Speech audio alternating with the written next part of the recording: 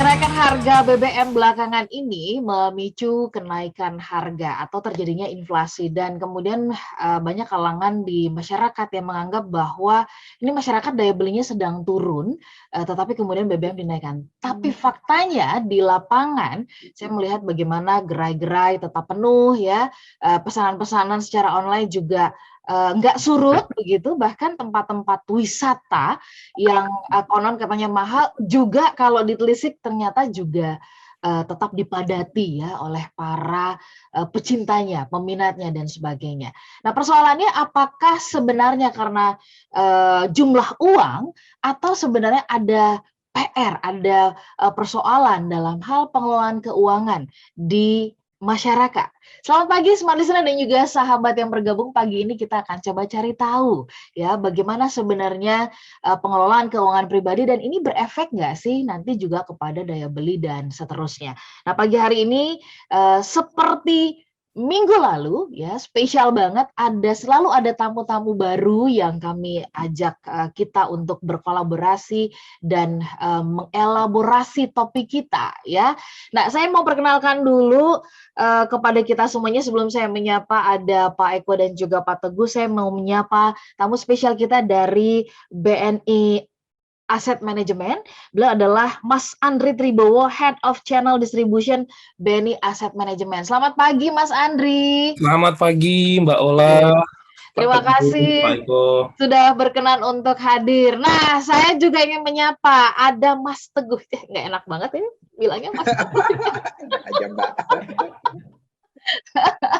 Selamat pagi Pak Teguh. Pagi Mbak Ola. Iya, independent financial planner dan juga Halovina Expert ya.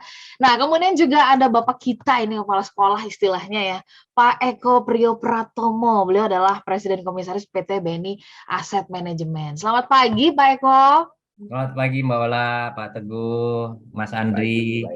Oke. Semangat pagi ini ya. Ngopi dari tempat masing-masing aja nggak apa-apa ya. Baik, mengawali obrolan kita pagi hari ini, saya mau izin dulu nih Pak Teguh ya ke Pak Eko dan juga ke Mas Andri gitu kan. Mungkin bisa kasih tanggapan dulu tentang kondisi sekarang lah ya. Semestinya mengacu kepada kondisi sekarang, apa pandangan dari Pak Eko dan juga Mas Andri? Semestinya itu kita menempatkan uang, memposisikan uang tuh sebagai apa? Ya, alat tukar saja atau ada yang penting, ada yang krusial yang harusnya kita pahami? Silakan. Saya mulai dari Pak Eko dulu. Silakan. Ya, terima kasih Mbak Ola. Selamat pagi Smart Listener semua. Ini kita memang mengalami mungkin yang kesekian kalinya ya Mbak Ola. Iya. Ada kenaikan harga BBM dan semua ini kan sebetulnya berujung pada inflasi dan inflasi ini luas sekali aspeknya ya, karena ini nanti menyangkut dengan segala macam biaya kehidupan ya, harga daging, harga ayam, harga cabai keriting itu semua nanti akan naik. Dan tidak tertutup kemungkinan juga nanti sekolah ya, transportasi semua deh ya. Nah, ini menjadi penting buat kita untuk memahami bahwa bagi negara berkembang, Mbak Ola, inflasi itu sesuatu keniscayaan. Ya, itu di luar kontrol kita karena apa ya, sistem makroekonomi itu memang bekerjanya seperti itu. Ya, yang kita harapkan adalah inflasi ini akan terus mengecil. Sebelumnya sih sudah mengecil ya, sudah 2%, 3%. Itu kenapa bunga deposito, bunga pinjaman itu juga bisa turun. Ya. Jadi kalau menurut saya ini sesuatu yang harus kita sadari dan kita carikan solusinya. Saya pikir mengeluh itu opsi sementara aja gitu ya, tapi opsi permanennya adalah mencari solusi dari adanya suatu kondisi ekonomi. Dan saya pikir pengelolaan keuangan ini menjadi salah satu yang seharusnya kita lakukan, karena biar bagaimanapun kan kita harus survive ya dengan kondisi seperti ini. Baik, kalau Mas Andri sendiri melihatnya gimana? Kita kalau ngelihat uang, jangan bilang kalau ngelihat uang matanya langsung hijau gitu. Bukan itu kan ya, tetapi maksudnya kedalamannya ini mestinya gimana kita memposisikan uang itu. Silakan Mas Andri. Oke Mbak Ola, jadi tadi boleh sampaikan ya, kita memandang uang sebagai alat tukar. Ya, Nah, saya setuju dengan pepatah yang mengatakan uang bukanlah segalanya, Mbak Ola. tapi Namun segalanya butuh uang. ya. Nah, jadi uang ini secara hakikat sebagai sebuah kebutuhan ya, tentunya dalam kehidupan. Nah, jadi sehingga banyak kita, kemudian generasi-generasi milenial seperti saya gitu ya, Mbak Ola ya, Oke. tentunya menjadi termotivasi untuk bekerja, untuk memenuhi kebutuhan hidup sehari-hari. Ya. Jadi sebagian orang ada juga yang menilai uang itu sebagai penentu status sosial ekonomi. Jadi dimiliki satu orang, mereka anggap bahwa kita perlu uang, jadi status sosial dinilai dari semakin banyak mereka punya uang, maka akan semakin tinggi status sosial mereka. Nah, makanya gak heran banyak orang ataupun dari mereka yang bekerja mati-matian, Mbak Ola, demi mengumpulkan pundi-pundi kekayaan mereka. Nah, jadi uang di masa kini sebenarnya dan masa mendatang itu sama ya. Kita itu sekarang dan nanti pada saat pensiun itu butuh uang. Tapi bedanya kalau dulu Mbak Ola kita simpan uang itu di dompet ya, kita keluarin dompet yang mahal. Nah, kalau sekarang itu masanya beda Mbak Ola. Kita keluarin dompet bukan dompet, tapi dompet digital yang dikeluarin handphone. Jadi sebenarnya sama tapi intinya sekarang udah era digital. Ya. Seperti itu kira-kira Mbak Ola. Ya. Nah, ini di sini nih ada persoalan kayaknya ya. Uang adalah kebutuhan kita tuh dipacu ya, mengikuti pendidikan level 1, strata sarjana, magister dan sebagainya kan tadi berujungnya kan uang ya. Tapi kenapa berdasarkan data OJK Pak Teguh gitu ya, inklusinya nih, literasinya masih PR gitu. Artinya apa sih gitu? Apakah kita menempatkan uang itu semata-mata cuman jadi tadi ya berakar kepada status sosial atau bagaimana? Pak Teguh, kami kasih kesempatan bikin contekan dulu gitu ya. Selepas jeda kita mintakan Pak Teguh untuk membedah ini.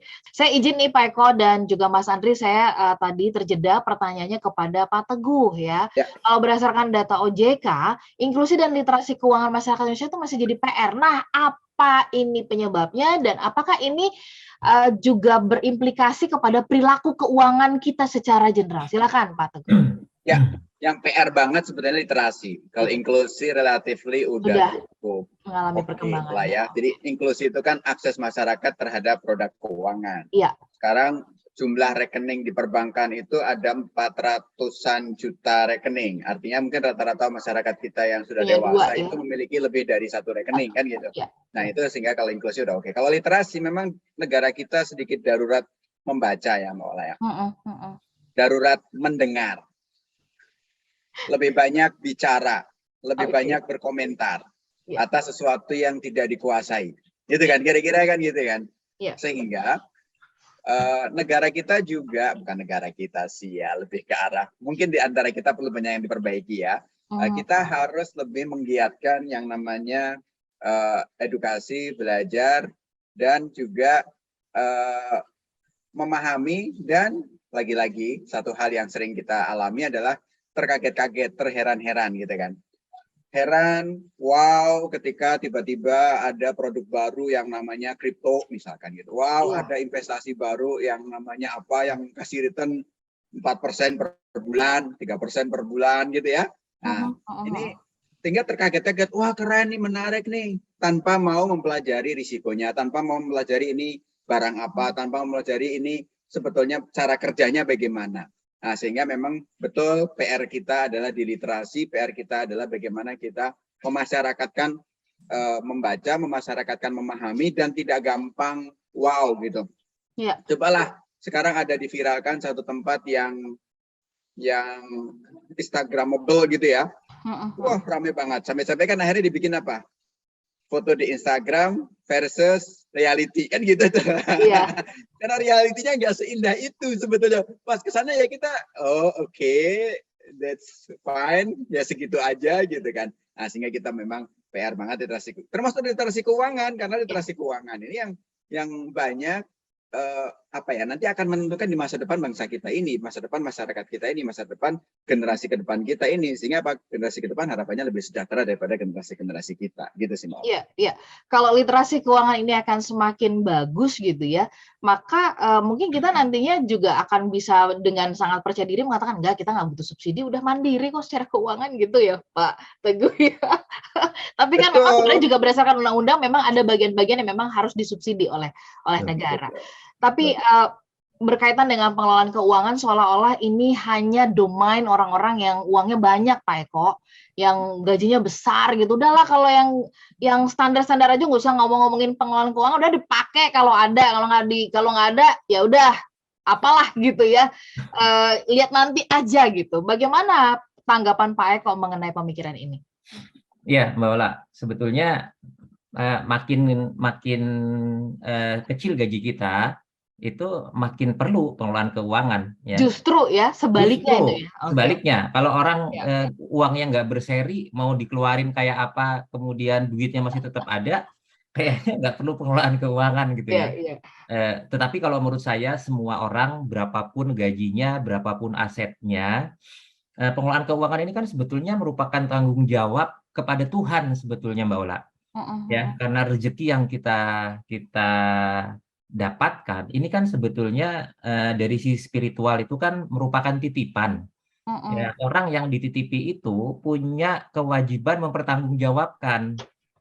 Jadi makin besar orang memiliki rezeki dalam bentuk harta, itu sebetulnya makin besar tanggung jawab dia untuk memberikan kebermanfaatan kepada makin banyak orang. Nah, sekarang kalau kita diberi rezeki, katakanlah UMR gitu ya, Mbak Ola ya, itu paling tidak kita harus memiliki kemampuan untuk memanfaatkan yang terbaik, satu untuk diri kita, walaupun jangan lupa sedekah ya, karena sedekah itu bukan hanya masalah besarnya penghasilan ya. Kalau kita memiliki kemampuan itu seberapapun, ada dua aspek. Satu, aspek untuk memenuhi kebutuhan hidup kita. Dua, untuk memenuhi kebutuhan orang lain, karena ada kewajiban ya. Berapapun penghasilan kita itu ada kewajiban walaupun ada batasnya ya. Dan yang ketiga, kita juga mesti memikirkan masa depan kita ya. Karena kalau semua itu habis untuk kehidupan masa kini, maka dijamin kita akan sengsara di masa depan. Nah, pengelolaan keuangan ini basicnya itu sebetulnya sederhana, Mbak Ola. Ya, cuma karena banyak orang yang belum mengetahui, maka penting banget nih kita untuk terus-menerus melakukan edukasi seperti yang Pak Teguh bilang. Ya, ada masalah yang kita masih menjadi PR karena ilmu tentang mengelola keuangan pribadi, keluarga itu tidak diberikan di sekolah. Tapi sekarang mudah-mudahan sudah banyak lah ya sekolah-sekolah juga yang memberikan ekstrakurikuler dalam bentuk bagaimana kita tahu tentang personal finance gitu. Ya. Oke, sebelum saya ke Mas Andri lagi, Pak Teguh, kalau begitu menyambung apa yang dijelaskan oleh Pak Eko ya.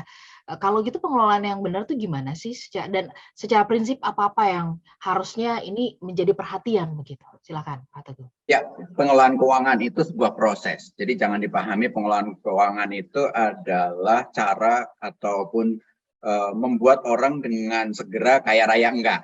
Jadi sebuah proses yang harus dijalani untuk apa? Bukan untuk kaya, Mbak Ola, tapi untuk mencapai tujuan hidup kita. Masing-masing kita pasti unik. Tujuan hidupnya Pak Eko tentu berbeda dengan tujuan hidupnya saya, tentu juga berbeda dengan tujuan hidupnya Mas Andri, gitu kan. Tanggungan kita kan ada yang berbeda, ada yang sama. Beban hidup, gaya hidup kita juga mungkin berbeda. Sehingga karena keunikan itu, maka ilmunya juga personal finance, sangat personal, gitu kan. Sehingga kita harus tahu bagaimana mengelola keuangan kita untuk mencapai tujuan hidup kita. Nah, untuk nyekolahin anak sampai kuliah, sampai apa mungkin bahkan S2, S3 misalkan gitu. Punya dana darurat itu wajib banget, punya dana pensiun. Sehingga prinsipnya pertama adalah bukan untuk kaya, tapi untuk mencapai tujuan hidup kita. Yang kedua adalah kita bisa secara keuangan sehat. Dan kemudian tidak menjadi beban orang lain. Syukur-syukur kita bisa mensupport orang lain. Nah, dengan pengelolaan keuangan yang baik, hal-hal itu bisa tercapai. Punya dana darurat, punya tujuan-tujuan keuangan yang kita bisa siapin, tidak menjadi benalu buat orang lain, bisa supporting orang lain. Nah, itulah kira-kira beberapa prinsip kenapa kita penting untuk melakukan pengelolaan keuangan pribadi. Oke, nanti step by step-nya kita bahas di sesi berikutnya, tapi saya mau beralih ke Mas Andri dulu. Mas, kalau begitu, ya kita tahu ya, tadi Pak Eko sempat katakan bahwa soal keterampilan mengelola keuangan ini kan nggak jadi kurikulum khusus di sekolah gitu ya. Tetapi kalau menurut Mas Andri, ada nggak sih peran yang bisa dilakukan atau ini menjadi bagian dari ya seperti aset manajemen sendiri sebagai manajer investasi gitu untuk membantu masyarakat punya perilaku keuangan yang semakin baik tuh Mas Andri. Ya, jadi sekarang Mbak Ola, fungsi dari asset management ya, atau saya singkat dengan MI, manajer investasi ini adalah di pasar modal tentunya membantu masyarakat yang tadi Pak Teguh sampaikan, tingkat literasi kita itu masih rendah dibandingkan dengan tingkat inklusi. Artinya dengan banyaknya akses-akses, kalau sekarang itu orang investasi, Mbak Ola itu gampang ya, aksesnya gampang, bisa melalui fintech, platform digital, dan lain sebagainya. Jadi akses itu gampang, dan mereka rata-rata kan FOMO nih, fear of missing out ya, takut kalau nggak beken, kalau nggak investasi dengan dengan platform yang paling baru gitu, tanpa mengetahui apa isi atau apa maksud, nggak kenal gitu ya, nggak kenal dengan produknya. Nah ini terus terang saat ini yang perkembangan jumlah SID di Indonesia yang kita lihat 2 tahun terakhir ya Mbak Ola ya, itu kan cukup tinggi ya, cukup pesat ya. Sebelum pandemi itu, sekarang di 2 tahun terakhir itu sekarang udah mencapai sekitar lebih kurang 9 juta SID investor, yang luar biasa pertumbuhannya. Jadi artinya memang tingkat inklusi yang tinggi tidak dibarengi dengan tingkat literasi. Artinya peran aset manajemen ini merupakan PR. Kita bersama-sama melakukan inklusi ya, literasi maksud saya keuangan kepada masyarakat sedini mungkin. Nah ini rata-rata juga kita banyak juga memberikan literasi keuangan itu di kampus-kampus ya, karena kan tadi yang Pak Eko sampaikan juga, kita harus memberikan pengetahuan tentang investasi itu sedini mungkin dari awal. Jadi sebelum mereka masuk ke dalam first jobber gitu ya, mereka udah paham investasinya apa, kemudian tujuannya apa. Nah, rata-rata juga saat ini Mbak Ola dari beberapa platform investasi ya, fintech tersebut rata-rata sudah punya 3 basic needs. Yang pertama itu mereka bisa membantu basic cash management. Nah, jadi ternyata platform online yang sekarang itu kita kerjasama dengan mitra itu udah banyak yang bikin basic management, bisa mengelola budgeting, pengeluaran seperti apa, sampai kepada pinjaman pun mereka punya, gitu ya, pinjaman ke bank, yang kita biasa sebutnya dengan pinjol ya, pinjaman online dan sebagainya. Jadi akses itu sangat mudah. Nah, kemudian ada juga yang kedua, basic needs-nya itu biasanya mereka memberikan perencanaan tujuan keuangan, darinya yang beli rumah sederhana, kemudian liburan yang 3 tahun lagi, sampai kepada dana pensiun. Dan akhirnya yang ketiga adalah investasi. Jadi investasi ini perlu ya. Yang ketiga tentunya dari platform tersebut harus menjelaskan bagaimana kita bisa mengenal instrumen investasi yang tentunya harus disesuaikan dengan tujuan finansial mereka. Gitu kira-kira Mbak. Oke, baik Pak Mas Andri, Pak Teguh, dan juga Pak Eko, kita sambung nanti bahasannya, kita gali lebih jauh lagi di sesi berikut. Kita masih terus berbincang mengenai pengelolaan keuangan pribadi. Ini penting banget, ini basic, dan sebenarnya nggak bisa tuntas loh selama 1 jam ini kita membahas mengenai pengelolaan keuangan pribadi itu, tapi setidaknya prinsip-prinsipnya kita coba bahas untuk mengingatkan kita semuanya. Ada banyak contoh di lapangan yang saya jumpa gitu ya, dengan orang-orang yang terlilit kredit gitu kan, terus kemudian ya ada banyak lagi persoalan-persoalan keuangan yang ini menggerus kebahagiaan gitu ya. Kalau tagline-nya dari Smart Financial Wisdom kan ya, smart way to happiness. Nah, ini gara-gara pengelolaan keuangan yang tidak tepat, happiness kita bisa tergerus. Nah, saya mau kembali ke Pak Eko dan juga Pak Teguh. Tadi kan Mas Andri sudah jelaskan ya, kalau dari BNI Asset Management sendiri sebagai manajer investasi ini sudah ada turunan-turunannya yang membantu masyarakat. Bahkan tadi ada basic management soal merencanakan memiliki ini, merencanakan memiliki itu, dan sebagainya. Apakah ya dalam pengelolaan keuangan ini PR di dalamnya itu adalah persoalan merencanakan? Nah, saya mau minta Pak Teguh, Pak Eko, boleh nggak dibukain? Sebenarnya ketika kita merencanakan dalam prinsipnya tadi tuh ya, ada dana darurat, lalalala dan sebagainya. Itu step by step-nya tuh gimana? Dan apa yang harus didahulukan? Silakan Pak Eko, dan nanti monggo dilanjutkan disampaikan Pak Teguh. Silakan. Mbak Ola, jadi personal finance atau pengelolaan keuangan atau perencanaan keuangan itu paling tidak itu ada 6 aspek Mbak Ola. Ya. Yang pertama itu berkaitan dengan cash flow atau budgeting. Ya. Ini untuk memastikan bahwa kita itu tidak pernah lebih besar pasak daripada tiang. Jadi kita punya penghasilan berapa, ya harus disisihkan berapa untuk kebutuhan masa depan ya atau untuk tabungan, dan yang untuk digunakan sehari-hari. Itu ini yang paling mendasar Mbak Ola. Ya, jadi sebelum bicara investasi, coba deh kita nih sudah berapa tahun sih bekerja, ada aset enggak? Ya, ada utang atau tidak. Jadi kita harus memiliki yang namanya cash flow, budget, dan yang penting juga menurut saya adalah memiliki yang namanya catatan aset dan utang.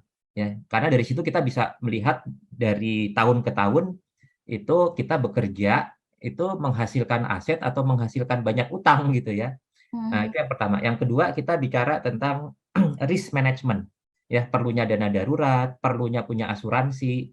Karena kita tidak pernah tahu kondisi dalam perjalanan hidup kita itu selalu ada risiko. Ya, dan risiko itu secara finansial itu di-cover oleh risiko yang bisa ditanggung sendiri dengan dana darurat atau risiko yang dialihkan kepada perusahaan asuransi misalnya. Iya. Kemudian yang ketiga itu berkaitan dengan debt management, pengelolaan keuangan. Ya. Karena kita tidak pengelolaan utang maksudnya, karena kita biasanya tidak bisa ya membeli rumah itu susah untuk bayar cash, membeli mobil misalnya. Ya, nah ada utang baik, ada utang buruk. Jadi kita harus tahu tuh bagaimana mengelola utang. Ya. Kemudian yang keempat kita bicara investasi, Mbak Ola. Ya, jadi persiapan masa depan itu investasi hanyalah sebagai suatu cara atau tools ya untuk mencapai kebutuhan. Jadi investasi itu bukan untuk membuat kita kaya raya, enggak. Ya, tapi untuk memenuhi kebutuhan-kebutuhan hidup kita Di masa depan ya. di masa depan. Ya, itu yang namanya investasi. Kemudian yang kelima itu kita bicara tentang tax planning. Ya, mungkin ini belum banyak digunakan ya, tapi saya ambil contoh misalnya pemanfaatan dana pensiun lembaga keuangan itu merupakan suatu upaya untuk selain memberikan jaminan kita di masa depan ya, investasi dalam bentuk dana pensiun itu juga merupakan salah satu cara untuk mengefisiensikan dari sisi perpajakan. Ya, kalau orang memahami maka dia akan banyak sekali menggunakan dana pensiunnya itu sebagai salah satu untuk membuat tax-nya itu lebih efisien. Ya. Dan yang terakhir kita bicara tentang wealth distribution, tentang estate planning. Ini persiapan warisan ya, bukan persiapan memiliki real estate ya Mbak Ola ya. Jadi ini persiapan.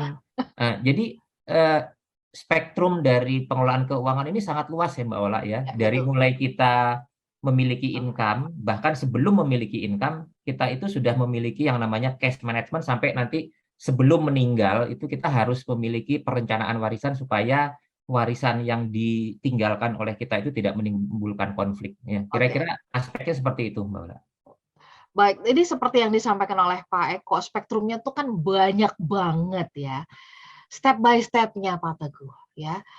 Apa sih yang ini mohon kepada kita semuanya, kan bolak-balik diingetin tapi kan namanya manusia suka lupa ya Pak Teguh ya. Boleh nggak sih step by step-nya itu dimulainya kapan gitu pengelolaan keuangan? Kalau saya nih udah terlanjur udah kerja sekian tahun kayaknya berantakan banget keuangan saya. Terlambat nggak kalau saya memperbaikinya misalkan seperti itu ada yang bertanya. Silakan Pak Teguh.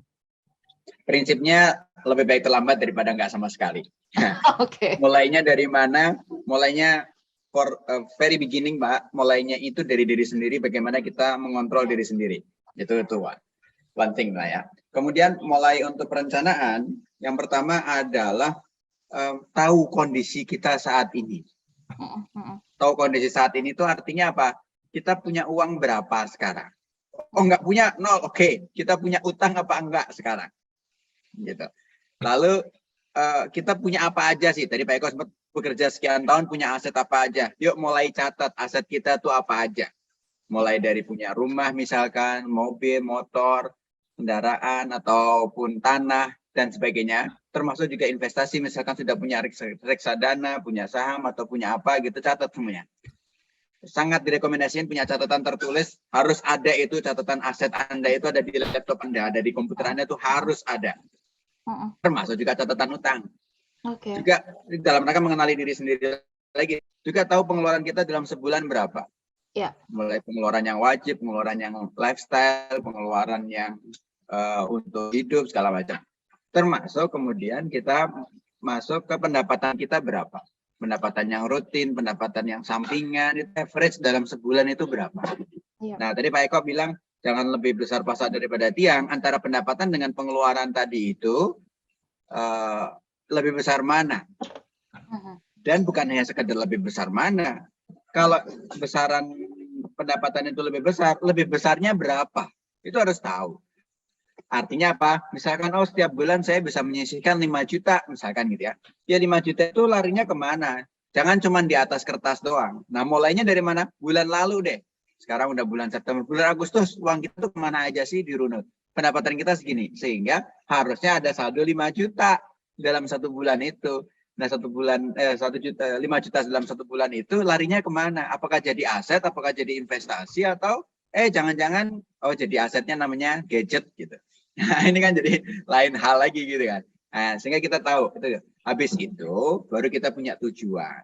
Okay. Oh, kondisi uang saya, oh saya harus punya dana darurat diperkuat nih. Oh, saya harus nyiapin dana pensiun nih. Oh, saya harus nyiapin untuk anak-anak saya nih. Oh, saya harus nyiapin misalkan pengen ganti mobil 3 tahun lagi, 5 tahun lagi, pengen ganti kendaraan, pengen punya rumah lagi. Nah, itu tujuan-tujuan. Name it, define. Mau rumahnya kayak gimana, harga berapa, kapan ingin dicapai, mobil yang mau diganti yang mana, harga berapa gantinya, butuh nambah berapa gitu, detail, dan bagaimana mencapainya. Itu perencanaan. Jadi tahu kondisi hari ini, oh kondisi saya sehat, alhamdulillah, saya ingin menuju dalam ibarat kata pagi-pagi ini saya mau berangkat kemana gitu kan. Saya tahu saya berangkatnya dari mana, oh dari rumah. Oh kendaraan saya apa, kendaraannya tahu tapi nggak tahu tujuannya kan ngaco juga. Perjalanan kita. Jadi kita tahu saya mau ke sana, saya mau ke kantor misalkan. Kendaraan yang akan kita gunakan apa? Sehingga jalan yang akan kita tuju mana? Nah, itulah perencanaan keuangan yang mulai memilih produk investasi. Produk investasi itu kendaraan. Produk investasi itu jalan. Sehingga macam-macam kendaraan yang kita bisa pilih. Mau naik kereta lah, mau naik bis lah, mau naik angkot lah, mau jalan kaki lah, mau naik sepeda, mau naik motor, mau naik mobil, itu banyak sekali. Sehingga kita harus ukur. Saya kalau ke kantor, kalau naik sepeda, berarti sampai kantor harus mandi lagi, misalkan gitu. Ya. Kalau saya jalan kaki, sekian jam, segala macam. Demikian pula dalam investasi. Gitu sih, Mbak Ola. Kata kuncinya kan, perlu dimonitor. Perlu dimonitor, oke. Pak Teguh, kalau dari yang tadi disampaikan Pak Teguh sama Pak Eko, gitu ya, kata kuncinya kan adalah perencanaan nih. Nah, saya mau ke Mas Andri. Mas Andri, kan kata kunci yang dijelaskan dari tadi tuh kan kayaknya menohok banget ya, bikin perencanaan. Sementara secara umum kita harus mengaku deh gitu ya, bahwa masyarakat seringkali menganut gitu. Kebanyakan kita menganut ya udah kan rezeki sudah ada yang ngatur ya, Tuhan kan yang ngatur ya, percaya aja ntar rezeki datang dari mana gitu. Kita tahu bahwa di Indonesia soal pengelolaan keuangan pun ya orang tua ke anak juga mungkin masih PR untuk jadi bahan ajar gitu, di sekolah pun tidak. Nah, apa komentarnya Mas Andri tentang hal ini dan bagaimana kemudian BNI Asset Management sebagai manajer investasi menjembatani ini nih? Jadi artinya secara dini, sejak dini, hal-hal yang kayak gitu tuh sudah bisa jadi awareness gitu. Silakan Mas Andri.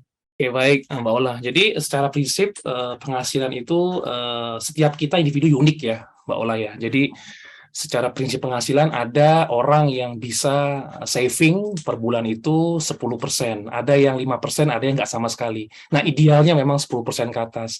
Nah kalau saya itu sebenarnya secara pribadi saving rasio saya itu per bulan bisa sampai 20%. Nah kenapa Mbak Ola? Nah simpelnya kita bicara sekarang ini ya, kebutuhan itu kita nggak pernah tahu ya. Jadi saya itu sering kalau isi dompet digital tuh yang dulunya 200.000, sekarang sepertinya 500.000 tuh nggak cukup Mbak Ola. Nah kita bicara 5 tahun yang lalu sebelum ada dompet digital, itu kita kan nggak, pasti kan semuanya lewat ATM atau bayar cash gitu ya.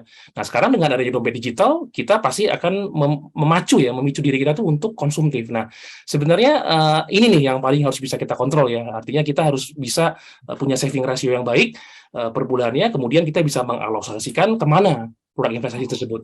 Nah, jadi sekarang itu bicara fitur, Mbak Ola, banyak aset manajemen, kemudian kerjasama dengan mitranya, itu bisa yang memakai yang namanya auto debit, Mbak Ola. Jadi platform tersebut bisa memotong investasi tadi yang disisihkan ya, katakanlah tadi 10% atau bahkan 15%, itu bisa dilakukan melalui investasi di depan, auto debit.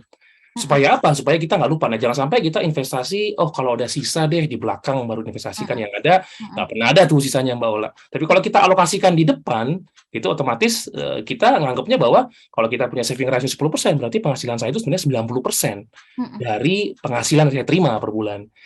Nah, itu cara-cara langkah yang bisa kita lakukan. Nah, kemudian pada saat kita memilih instrumen investasi, Mbak Ola, tentunya bisa disarankan memiliki instrumen itu lebih dari satu. Jangan cuma satu. Nah, kenapa? Karena banyak orang ngerasa, loh kita punya investasi sekarang cuma satu, produk tabungan atau deposito aja, atau bahkan emas saja. Nah, kalau kita punya satu hal yang bisa bikin kita membangun portofolio kita melalui proses diversifikasi, tentu saja akan membuat suatu proses yang menarik ya Mbak ya.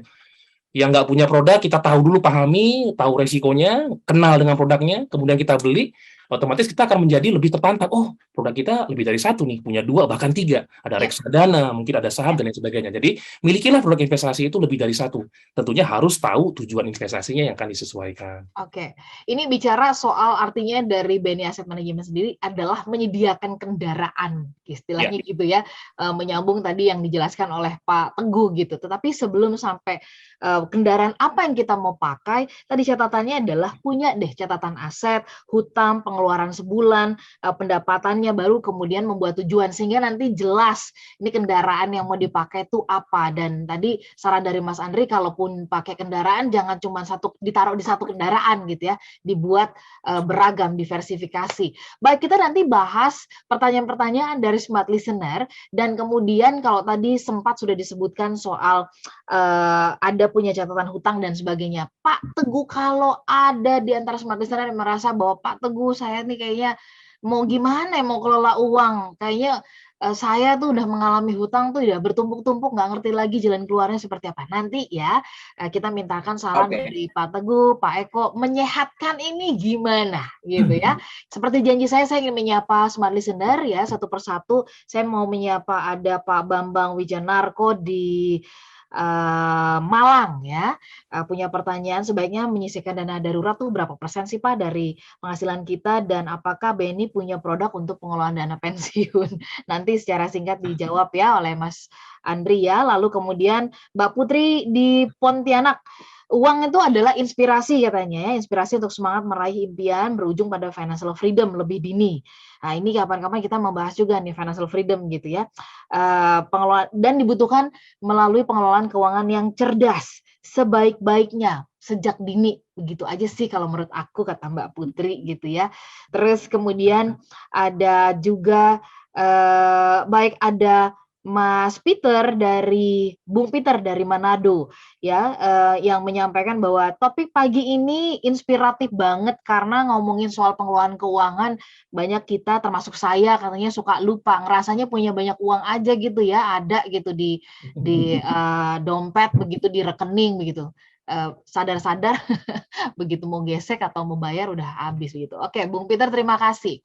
Kemudian ada Pak Antonius Gado di YouTube. Selamat pagi, Mas Eko, Mbak Ola, Mas Teguh, dan juga Mas Andri. Ini kalau pendengar yang bilang Mas, nggak apa-apa ya, Pak Teguh dan Pak Eko ya. Izin saya mau tanya, sebagai leader anggota ya, leader di kantor, anggota tim saya ini kan rata-rata gajinya UMP. Saya mesti gimana ya untuk menginspirasi mereka ya? Oke, ini dari Pak Antonius, nanti dibantu jawabannya. Kemudian dari M Laku-Laku, izin tanya Pak, berapa sih besaran emergency fund gitu ya? Istilahnya dana darurat deh gitu. Untuk saya, pria 40 tahun beristri 2, beristri 1 yang berencana memiliki anak, ini di Depok. Silakan. Ada 2 pertanyaan berkaitan dengan berapa persen emergency fund dan apa yang harus dilakukan kepada tim menginspirasi mereka untuk mengelola keuangan. Dan tadi ada pertanyaan soal paket atau kemudian pengelolaan dana pensiun kepada Mas Andri. Kita mulai dulu dari Pak Teguh begitu ya, menjawab soal dana darurat, Pak Eko kemudian soal ini sebagai leader harus menginspirasinya gimana, Mas Andri menjawab soal dana pensiun. Silakan. Ya, dana darurat itu jumlahnya bukan percentage, tapi minimal 3 atau 4 kali, minimal 4 kali lah ya, pengeluaran kita. Jadi tidak diukur di pendapatan, tidak diukur dari utang gitu ya, tapi diukur dari pengeluaran kita. Jadi pengeluaran kita berapa dalam sebulan. Pengeluaran apa aja? Pengeluaran sehari-hari termasuk pengeluaran buat cicilan. Kalau kita punya cicilan KPRK, utang apakah. Sehingga misalkan pengeluaran kita dalam sebulan itu 10 juta gitu ya. Maka dana daruratnya minimal 40 juta. Dan itu harus dalam bentuk yang liquid. Liquid itu bisa di tabungan, bisa di reksadana yang liquid ya, reksadana pasar uang mungkin ya Pak Andri ya. Atau juga bisa di emas dan sebagainya. Itu sekitar 4 kali dari pengeluaran kita. Oke, Pak Teguh sedikit boleh ditambahin. Kalau kita nih banyak smart listener yang ya secara keuangan nggak sehat, apa saran dari Pak Teguh? Nah, perencanaan keuangannya tadi sebelum berikan Mbak Ola nanyain udah terlilit utang, saya sih berpositif thinking bahwa smart listener kondisi keuangannya baik-baik aja, sehat gitu maksudnya gitu kan. Tapi kalau memang tahu ada gitu ya, maka perencanaan keuangannya adalah membuat keuangannya sehat. Kalau yang membuat keuangan sehat, membuat keuangan tidak sehat saat ini itu apa? Oh misalkan yang membuat keuangan kita nggak sehat saat ini adalah utang. Ibarat dokter ya kita terapi dulu itunya. Kita selesaikan dulu utangnya. Kita hambat dulu kalau di kemudian hari akan ada lilitan hutang baru. Ibarat kanker, kita selesaikan kanker dan kita juga antisipasi jangan sampai ada kanker baru kan gitu. Ya, kanker itu kantong kering. Oh enggak sih. Nah itu. Sehingga kita harus hambat dulu si utang ini, jangan sampai ada nambah utang dan utang yang ada harus diselesaikan. Bukan ngemplang. Okay. Baik. Pak Eko, silakan Pak Eko. Sebagai leader saya harus menginspirasi nih kepada tim saya yang punya gajinya UMP, tapi supaya mereka bisa mengelola keuangannya dengan baik. Mas Antonius ya Mbak Laya? Ya, Pak Antonius. Ya, ini menurut saya luar biasa banget ya, Mas Antonius itu sebagai manajer, leader itu tidak hanya berpikiran bagaimana staf-stafnya itu mencapai tujuan-tujuan dari perusahaan Mbak Laya, tapi juga memikirkan bagaimana stafnya itu juga sejahtera ya, karena banyak sekali Mbak Ola yang namanya perusahaan itu terus-menerus menaikkan gaji, menaikkan bonus ya tanpa disertai dengan edukasi keuangan kepada karyawannya ya. Yang ada naik gaji tambah bonus, yang ada tambah utang tambah konsumtif gitu. Ya, jadi saran saya boleh untuk staf-staf karyawannya setiap hari Rabu ya Mbak Ola hadir nih. Ini kan edukasi gratis ya, diberikan oleh Smart FM, ya bekerja sama dengan BNI Asset Management, ada Haluvina. Ini semua free. Ini kalau bayar ini, wah mahal ini Mbak Ola ya. Dan ini kan edukasi ini kan berjenjang ya. Kita akan memberikan kayak kurikulum gitu. Jadi saya sarankan Mas Antonius ajak nih karyawan-karyawannya wajib mendengarkan Smart FM hari Rabu jam 7, kita akan bahas dan mudah-mudahan ini akan menginspirasi nih semua teman-teman yang ada di perusahaan ya. Baik. Mas Andri, soal dana pensiun, yang ini juga Mas Petrus ada pertanyaan juga berkaitan dengan dana pensiun. Silahkan Mas Andri. Ya. Baik, pada Mas Petrus ya, jadi salah satu kendaraan investasi yang saat ini sering menjadi andalan investor itu adalah reksadana.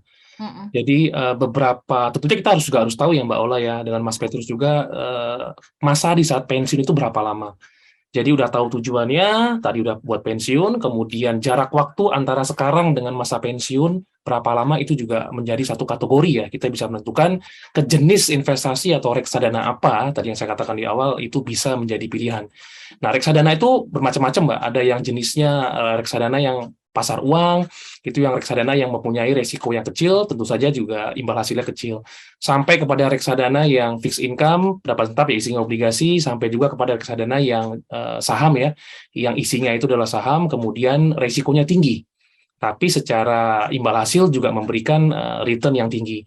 Nah, jadi tentunya kita harus menyesuaikan dengan profil resiko kita, itu paling utama, Mbak Ola. Jadi kita udah tahu kendaraannya, kemudian sesuaikan dengan tujuan, profil resiko kita udah dapat, otomatis kita bisa nanti mengelola yang lebih dari satu produk reksadana. Jadi bagi investor pemula itu rata-rata Mbak Ola mereka akan invest di awal itu adalah reksadana yang bentuknya adalah pasar uang. Ya. Mbak Ola mungkin saya nambahin sedikit aja. Silakan Pak Eko. Nanti mungkin kita akan bahas khusus tentang dana darurat. Dana pensiun ya. Enggak, dana pensiun dan ada dua hal nih. Dana darurat yang paling dekat dan dana pensiun yang paling jauh, tapi itu dua-duanya penting dan dua-duanya ini masih banyak yang belum memiliki. Ya, jadi dana darurat ini nanti kita bahas khusus, tapi Intinya begini, dana darurat itu kayak ban serep investasi, Mbak Ola. Jadi sebelum kita berinvestasi, ya kita harus punya dana darurat dulu. Dan ini menjadi pelajaran investasi yang paling pertama karena memanfaatkan bisa saja salah satu opsinya adalah dana darurat ini menggunakan investasi dalam bentuk reksadana pasar uang. Ya, nanti kita akan bahas khusus menarik untuk Tentang topik ini setiap ya. orang harus Ya. memiliki dana darurat dulu sebelum memulai investasi. Siap. Kecenderungan dari pagi hari ini memang tampaknya dua hal ini yang akan mengemuka. Mungkin next week gitu kita bahas itu secara khusus ya, bagaimana menyiapkan dana darurat dan juga dana pensiun. Terima kasih untuk Mbak Anindya Sinfonita di YouTube sudah bergabung, kemudian juga Mbak Adinda Sekarjati, terima kasih, obrolan pagi ini sangat menginspirasi, terima kasih ya. Yang terlambat mengikuti perbincangan ini bisa simak rekamannya di YouTube di Kanal Smart FM atau siaran ulangnya di hari Minggu jam 11 siang. Bukunya kami berikan kepada Pak Antonius Gado dan M. Laku dari YouTube ya. Boleh langsung WhatsApp nama Anda, keterangan KTP dan sebagainya ke 0812 11 12 959. Sekali lagi ke 0812 11 12 959. Saya tidak lagi meminta highlight dari Pak Teguh, Pak Eko dan juga Mas Andri. Waktunya sudah habis, kita pamit ya. Dan minggu depan kita janjian kembali. Sehat-sehat untuk Pak Eko, Pak Teguh dan juga Mas Andri supaya bisa terus menginspirasi Indonesia. Kami pamit, Smart Listener, sehat-sehat juga untuk Anda. Terus berkarya di hari ini, hati-hati dalam perjalanan. Saya Ola Nurlija. Saya Eko Pratomo. Pak Teguh. Saya Muhammad Teguh. Oke, dan Saya Andri Tribowo. Smart Financial Wisdom. Smart Way to Happiness. Happiness.